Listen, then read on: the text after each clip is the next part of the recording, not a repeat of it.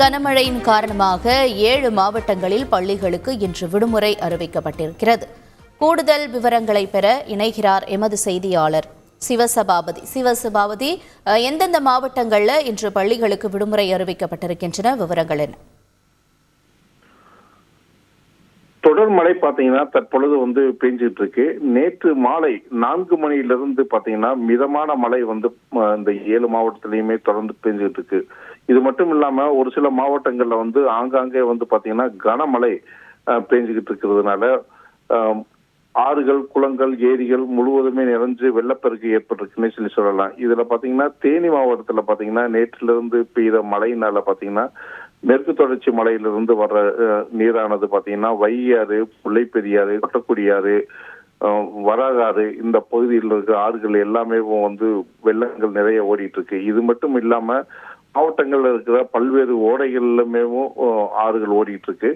இது மட்டும் இல்லாம பாத்தீங்கன்னா இந்த மழையினால் காரணமாக பாத்தீங்கன்னா மாவட்டத்தினுடைய பல்வேறு பகுதியில் இருக்கிற இடங்கள் எல்லாம் பாத்தீங்கன்னா நீர் நிறைஞ்சிருக்குன்னு அப்படின்னு சொல்லலாம். இதனால பாத்தீங்கன்னா மாவட்ட ஆட்சியர் கனமழையும் இந்த மிதமான மழையும் பெய்துட்டு இருக்கிறதுனால தேனி மாவட்டத்துக்கு விடுமுறை விட்டுருக்காங்க. இது மட்டும் இல்லாம தேனி மாவட்டம், கன்னியாகுமரி மற்றும் தென்காசி, திருநெல்வேலி, தூத்துக்குடி போன்ற மாவட்டங்களுக்கும் விடுமுறை விட்டிருக்கிறதா தெரிவிச்சிருக்காங்க.